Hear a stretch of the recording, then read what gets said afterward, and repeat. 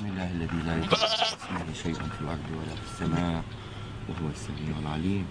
بسم الله الله أكبر. بسم الله الله أكبر. بسم الله الله أكبر.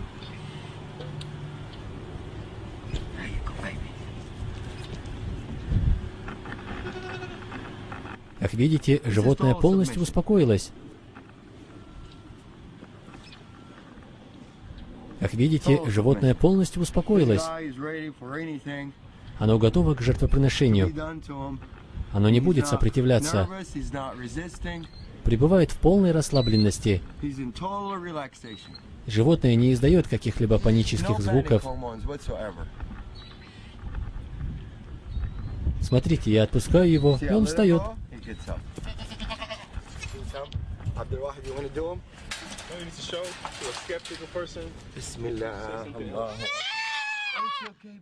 Успокойся, я ничего не делаю тебе.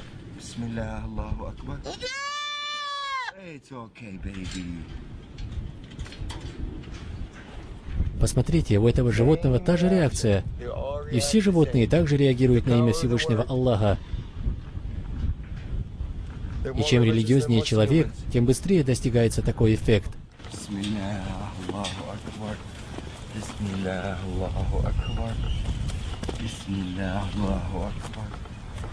الله الذي لا يضر مع اسمه شيء في الأرض ولا في السماء وهو السميع العليم.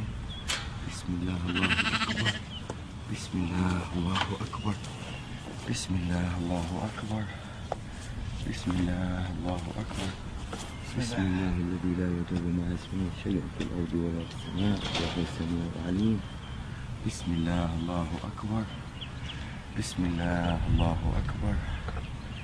بسم الله الله أكبر. بسم الله الله أكبر. بسم الله الله أكبر. Total submission. Посмотрите, и эти тоже полностью покорились.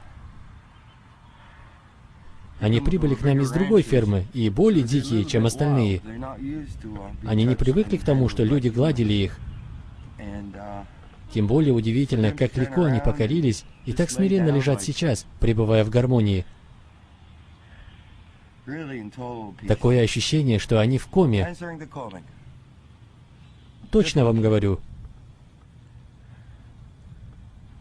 Влияние имени Всевышнего четко проявилось здесь, и мы видим пример полного смирения.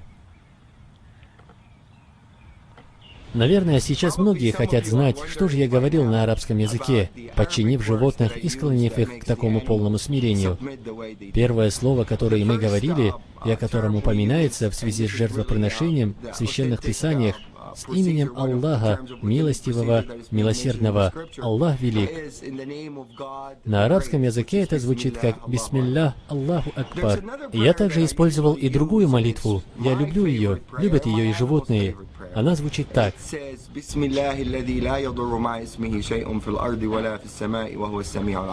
Она звучит очень красиво, и в ней проявляется величие имени Всевышнего.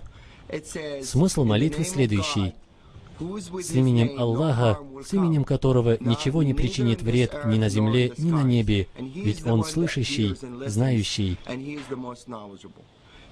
Это и в самом деле замечательная молитва, она очень эффективна, и позднее мы еще раз покажем ее влияние на животных.